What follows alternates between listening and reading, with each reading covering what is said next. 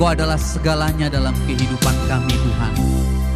Kami percaya Yesus ketika kami membuka hati kami, menyiapkan diri kami, Engkau akan mempertajam pendengaran kami dan melembutkan hati kami untuk mendengar firman-Mu Tuhan. Jamah setiap pendengar hari ini Tuhan di rumah mereka masing-masing, bersama dengan keluarga mereka, nyatakan kebenaran Tuhan melalui firman Tuhan pagi ini. Kami mau mendengarnya Tuhan. Jamah mulut bibir hamba-Mu, urapi hamba-Mu yang terbatas ini. Tetapi kami percaya firman-Mu tidak terbatas Tuhan. Kami sungguh siap mendengar firman-Mu Tuhan. Di dalam nama Yesus Kristus kami berdoa. Amin. Silakan duduk. Bapak Ibu yang dikasihi oleh Tuhan, hari kemarin adalah diperingati kebangkitan nasional. Hari kebangkitan nasional. Tapi hari ini kita bersama-sama memperingati kenaikan Yesus Kristus. Setelah bangkit, naik. Percaya kepada Yesus Kristus, ada hal-hal yang penting yang perlu kita tegaskan dalam kehidupan kita. Dan kita harus percayai. Yang pertama adalah kelahiran Yesus Kristus. Kematian Yesus Kristus, kebangkitan Yesus Kristus, kenaikan Yesus Kristus ke surga, dan juga kedatangan kedua kali. Ini adalah peristiwa-peristiwa penting dalam iman kita sebagai orang-orang percaya. Sebagai murid-murid Tuhan hari ini. Kita tahu dalam pembacaan firman Tuhan, Kisah Para Rasul pasal 1, ayat 1 sampai ayat yang ke-11. Diceritakan oleh Lukas, dikirimkan surat ini kepada Theophilus. Theophilus yang berarti adalah sahabat Allah. Dikatakan di ayat yang pertama, mari kita membuka Kisah Para Rasul pasal 1, ayat 1 sampai ke-11. Saya akan membacanya ayat 1 sampai ayat yang ketiga terlebih dahulu. Hai Theophilus, dalam bukuku yang pertama, ini mengacu kepada kitab Lukas. Itu adalah tulisan Lukas yang pertama. Kemudian yang kedua, Lukas menulis Kisah Para Rasul ini. Dan dikirimkan kepada Theophilus. Hai Theophilus, dalam bukuku yang pertama aku menulis tentang segala sesuatu yang dikerjakan dan diajarkan Yesus Kristus. Rupanya ini adalah bagian kedua Lukas menegaskan tentang kebenaran Yesus Kristus sebagai Tuhan dan Juru Selamat. Yang pertama dia menceritakan, menulis segala sesuatu yang dikerjakan dan diajarkan Yesus dalam kehidupan murid-muridnya dan orang-orang pada saat itu. Sampai pada hari ia terangkat. Sebelum itu ia telah memberi perintahnya oleh Roh Kudus kepada rasul-rasul yang dipilihnya. Kepada mereka ia menunjukkan dirinya setelah penderitaannya selesai. Dan dengan banyak tanda ia membuktikan bahwa ia hidup. Sebab selama 40 hari ia berulang-ulang menampakkan diri dan berbicara kepada mereka tentang kerajaan Allah. Filsafat dunia, agama-agama dunia mempertanyakan tentang kebenaran kematian Yesus Kristus dan kebangkitannya. Tetapi kita sebagai orang-orang percaya, kita harus yakin bahwa kematian Yesus Kristus ditulis dalam kebenaran firman Tuhan. Kebangkitannya juga ditulis, dicatat, disaksikan oleh para murid. Dan kenaikannya pun disaksikan oleh murid-murid yang mengasihi dia. Oleh karena itu berita tentang kenaikan Yesus Kristus bukan fiksi tetapi fakta. Yang ditulis secara histori. Disampaikan kepada sahabat-sahabat Allah. Disampaikan kepada orang-orang di sekeliling orang rasul-rasul pada saat itu. 40 hari ditulis oleh Lukas di situ dalam penyampaiannya. 40 hari Yesus menampakkan diri berkali-kali berulang-ulang kepada murid-muridnya. Dalam persekutuan mereka, dalam pertemuan-pertemuan khusus. Yang diamanatkan Yesus kepada murid-muridnya. Oleh karena itu saya yakin juga bahwa kematian kebangkitan Yesus Kristus disaksikan oleh tidak hanya satu saksi, tidak hanya Lukas yang melihat, tetapi murid-murid yang lain dan juga Maria, ibu Yesus, saudara-saudara Yesus, dan Maria-Maria yang lain. Oleh karena itu kesaksian yang ditulis di Kisah Para Rasul pasal pertama ini sungguh benar. Itu adalah fakta, bukan fiksi. Sehingga ketika kita sama-sama pagi ini memperingati kenaikan Yesus Kristus, kita sedang mengagungkan Allah kita. Karena kita percaya akan kebenaran kenaikan Yesus Kristus ke surga. Kita percaya bahwa apa yang dicatat di Kisah Para Rasul ini, dikatakan di ayat yang keempat selanjutnya, sampai ayat yang kelima dari Kisah Para Rasul pasal pertama. Pada suatu hari ketika ia makan bersama-sama dengan mereka, ia melarang mereka meninggalkan Yerusalem dan menyuruh mereka tinggal di situ menantikan janji Bapa yang demikian katanya. Telah kamu dengar daripadaku sebab Yohanes membaptis dengan air, tetapi tidak lama lagi kamu akan dibaptis dengan Roh Kudus. Sungguh luar biasa kebenaran ini. Apa yang kita boleh perhatikan, apa yang boleh kita pelajari dari peristiwa kenaikan Yesus Kristus ke surga. Kalau ini ada sekarang ini dibuat drama, dibuat sinetron ini, satu sinetron perpisahan. Bukan penuh dengan tangis, bukan penuh dengan ratap, tetapi kita bisa melihat satu sukacita kalau dibuat film, sukacita yang luar biasa dirasakan oleh murid-muridnya pada saat itu. Karena kenaikan Yesus Kristus merupakan satu rancangan besar Allah, masih bagian dari rencana Allah untuk menyelamatkan umat manusia dari hukuman dan dari kematian akan dosa. Dari sejak awal jatuh dalam dosa, manusia begitu hidup dalam penderitaan dan perhambaan kuasa dosa. Tetapi kenaikan Yesus Kristus membuktikan bahwa rancangan Tuhan itu selalu ada. Tuhan Yesus beberapa kali menyampaikan bahwa anak manusia harus menderita, diolok-olok, dicaci maki, dia harus mati di kayu salib, dan dia akan bangkit di hari yang ketiga. Berkali-kali Injil Matius menulis, Markus menulis, Lukas juga menulis. Beberapa kali Yesus menyampaikan kepada murid-muridnya bahwa ini bagian dari rancangan dan rencana Allah dalam satu misi, yaitu menyelamatkan umat manusia. Termasuk dalam kenaikan Yesus Kristus. Dikatakan di Markus 16 ayat 19. Sesudah Tuhan Yesus berbicara demikian, kepada mereka terangkatlah ia ke surga, lalu duduk di sebelah kanan Allah. Ini adalah menjadi bukti Yesus adalah Allah. Bukan seperti yang diharapkan dan dirancang oleh murid-muridnya, yang dipikirkan oleh murid-muridnya. Terlihat jelas bahwa murid-muridnya masih memikirkan hal-hal yang duniawi. Ayat yang ke-6 dari Kisah Para Rasul pasal 1. Mereka mengatakan, maka bertanyalah mereka, murid-murid Yesus itu.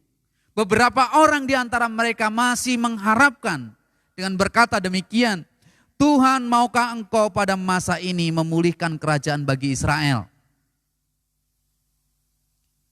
Sungguh pertanyaan yang membuat hati Yesus bertanya-tanya, sesungguhnya ngerti atau tidak murid-murid Yesus pada saat itu? Kenapa pemikirannya masih hanya sekup kecil saja? Karena rancangan Allah bukan hanya menyelamatkan umat Israel ketika Yesus tertolak, akhirnya keselamatan itu terjadi mengalir ke seluruh bumi, kepada semua umat manusia. Yesus menjawab, engkau tidak perlu mengetahui masa dan waktu yang ditetapkan Bapa sendiri menurut kuasanya. Luar biasa. Pemikiran duniawi, pemikiran yang cukup kecil dijawab Tuhan dengan menegaskan bahwa semua itu dalam rancangan Tuhan.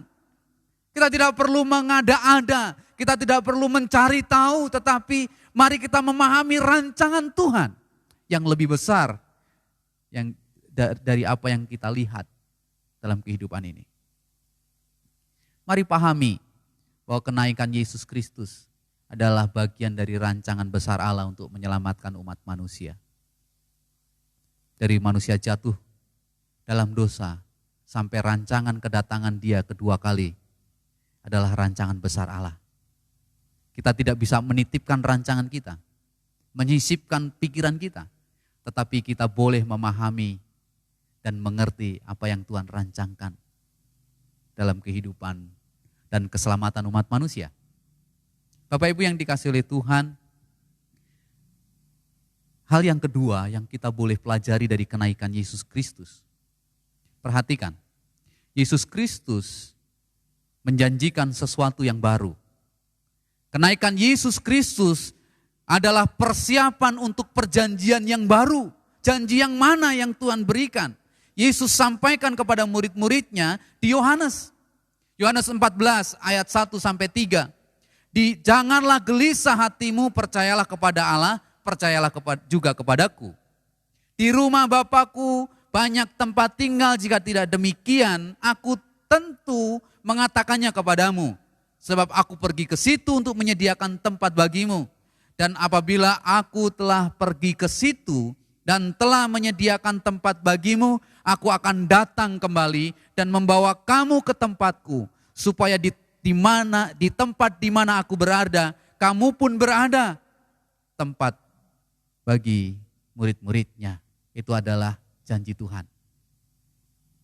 Kenaikan Yesus Kristus memeteraikan janji ini, bahwa Tuhan sedang menyediakan tempat buat murid-murid Yesus pada saat itu, orang-orang percaya pada saat itu di dalam nama Yesus Kristus. Hingga hari ini Yesus mempersiapkan semua itu, yaitu tempat bagi orang-orang yang percaya kepadanya.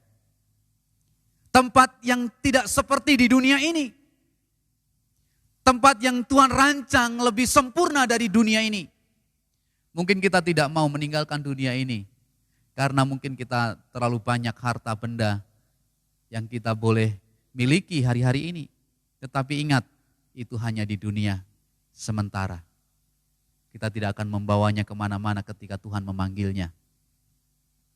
Ingat, yaitu perjanjian baru itu, janji baru Yesus Kristus adalah rumah atau tempat atau satu tempat yang agung yang dipersiapkan di dalam Yesus Kristus.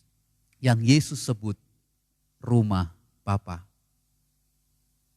di mana saya dan saudara akan tinggal di sana. Janji yang kedua dari Yesus Kristus adalah janji pencurahan Roh Kudus. Pimpinan dan penyertaan Tuhan. Yohanes 16 ayat 6 sampai 8. Tetapi karena aku mengatakan hal itu kepadamu, sebab itu hatimu berduka cita. Namun benar yang kukatakan ini kepadamu adalah lebih berguna bagi kamu jika aku pergi. Sebab jikalau aku tidak pergi, penghibur itu tidak akan datang kepadamu. Tetapi jikalau aku pergi, aku akan mengutus Dia kepadamu. Dan kalau Ia datang, Ia akan menginsafkan dunia akan dosa, kebenaran, dan penghakiman. Janji Yesus yang kedua, yaitu mengutus Roh Kudus, penghibur, kepada setiap orang yang percaya kepadanya. Untuk menolong, membantu kita, menuntun kehidupan kita, menyadarkan kita akan dosa. Memimpin kita hidup dalam kebenaran dan menghadap pada penghakiman Tuhan dengan keteguhan iman di dalam Yesus Kristus. Oleh karena itu kenaikan Yesus Kristus adalah persiapan perjanjian yang baru. Dan perjanjian ini digenapi di Kisah Para Rasul pasal yang kedua tentang Pentakosta. Ketika Yesus, kuasa Roh Kudus nyata atas murid-muridnya, pencurahan Roh Kudus terjadi pada saat itu. Penggenapan nubuat itu, janji itu digenapi Tuhan, mengalir hingga hari ini. Orang-orang yang percaya menyerahkan hidup, orang-orang yang akhirnya sadar akan dosanya, yang mau hidup dalam kebenaran dan berjalan tunduk dalam penghakiman Tuhan. Terjadi, sudah digenapi. Tetapi dikatakan di situ, ditegaskan lagi oleh Lukas di pasal 1 di Kisah Para Rasul, pasal 1 ayat 8, tetapi kamu akan menerima kuasa kalau Roh Kudus turun ke atas kamu, dan kamu akan menjadi saksiku di Yerusalem dan di seluruh Yudea dan Samaria dan sampai ke ujung bumi. Kesaksian tentang Yesus Kristus Juru Selamat hari ini sudah sampai ke seluruh bumi. Meski belum semua orang mendengarnya. Tetapi dari awal Yesus menegaskan ini, bahwa perjanjian baru memeteraikan murid-muridnya dengan kuasa Roh Kudusnya, supaya setiap murid-muridnya menjadi saksi Yesus. Bapak-bapak gereja, terjadi itu. Menjadi murid, menjadi saksi-saksi Tuhan dari Yudea, Samaria, dan ujung bumi. Indonesia juga ujung bumi, di mana seluruh dunia ini berita keselamatan di dalam Yesus Kristus, yaitu kabar baik firman Tuhan itu disampaikan sampai ujung bumi. Ada janji yang lain, yaitu janji penyertaan dalam kehidupan Kristen. Di ayat yang ke-8 ini, Tuhan menyertai ketika saya dan saudara dalam kuasa Roh Kudus mau menyaksikan kabar sukacita, yaitu Yesus Kristus Juru Selamat. Dan juga menegaskan bahwa pencurahan Roh Kudus itu memeteraikan gereja Tuhan. Ketika Pentakosta terjadi, pengikut jalan Tuhan ditegaskan. Yesus Kristus di Matius 16 ayat 18. Yesus mengatakan, di atas batu karang ini aku akan mendirikan jemaatku.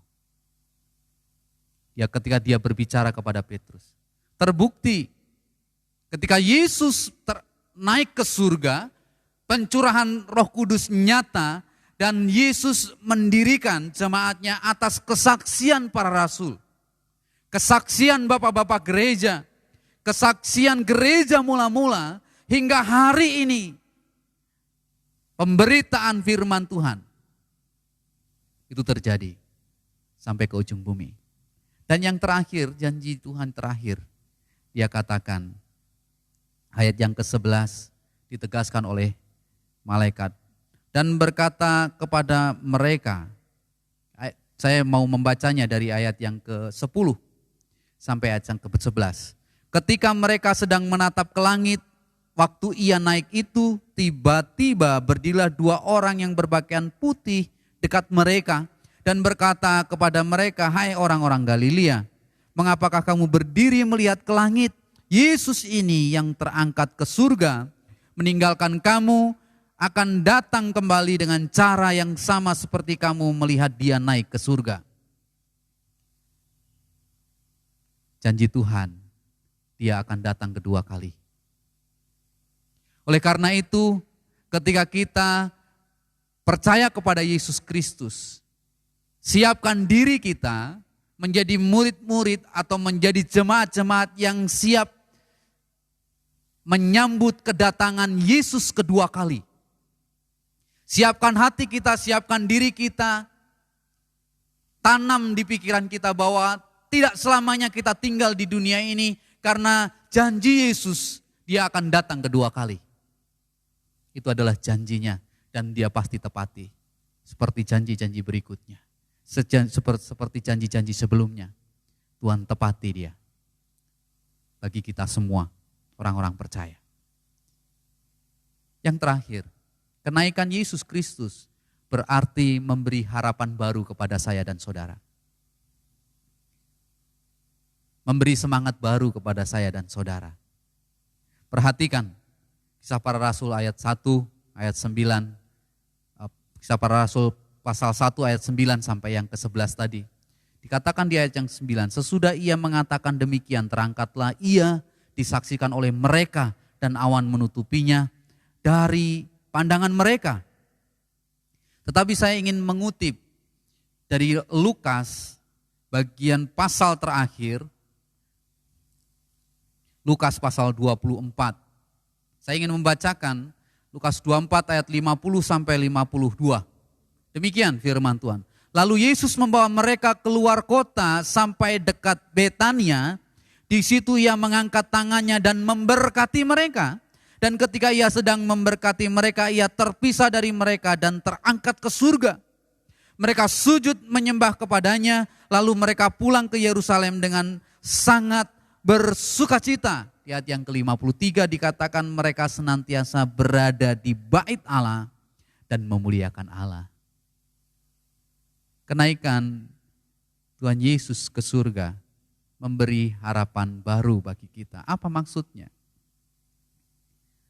Bapak Ibu yang dikasihi oleh Tuhan, kenaikan Yesus Kristus memberi saya dan saudara tujuan yang jelas, yaitu surga, kehidupan kekal bersama dengan Yesus.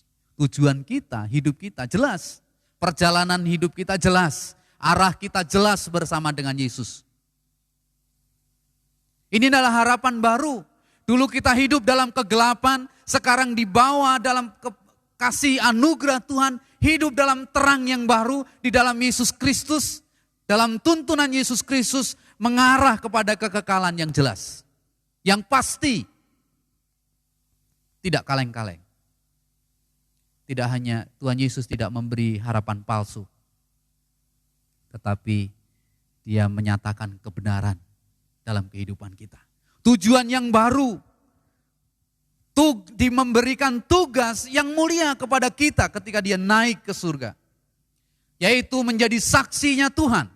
Menyaksikan kebesaran Tuhan, menyaksikan kasih Tuhan, menyaksikan pertolongan Tuhan.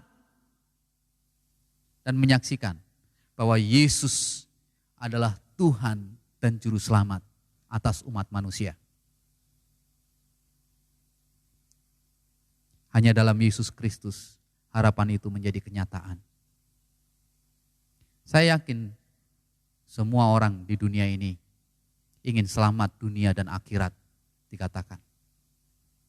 Tidak ada orang satupun orang yang mau sia-sia hidupnya. Pasti ingin mencari dan mencari. Tetapi di dalam Yesus Kristus itu jawabannya.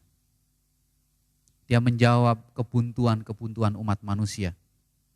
Dia menjawab setiap kepedihan umat manusia yang masih hidup dalam kungkungan perhambaan dosa.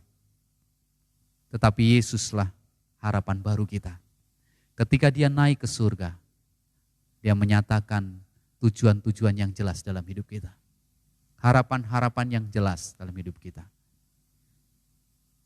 Tugas yang mulia dalam kehidupan kita untuk dikerjakan. Mari Bapak Ibu, pagi ini ketika kita berkumpul bersama keluarga di rumah, dimanapun Bapak Ibu Saudara ada hari ini, yang saat ini mendengarkan. Yang pertama kita harus ambil keputusan untuk percaya kepada Yesus Kristus sebagai Tuhan dan Juru Selamat. Memperbaharui panggilan kita di dalam Yesus Kristus. Karena kenaikan Yesus Kristus memeteraikan setiap janji-janji baru dalam hidup kita. Percayalah kepada Yesus Kristus sebagai Tuhan dan Juru Selamat. Jangan salah. Jangan hanya percaya untuk mengerti dan memahami saja. Tetapi percaya bahwa Yesus Tuhan dan Juru Selamat. Katakan kepada anak-anak kita. Katakan kepada pasangan kita. Katakan kepada kerabat-kerabat kita bahwa Yesus Tuhan dan Juru Selamat. Di dalam Yesus Kristus ada tujuan yang jelas. Ada harapan yang pasti. Ada keselamatan yang pasti. Percaya akan janji-janjinya. Nantikan kedatangannya yang kedua kali. Sebagai orang-orang percaya hari ini.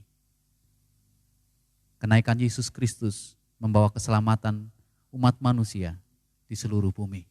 Tidak hanya skup umat Israel saja, tetapi seluruh umat manusia yang hidup dalam dosa memiliki harapan baru, yaitu keselamatan di dalam Yesus Kristus.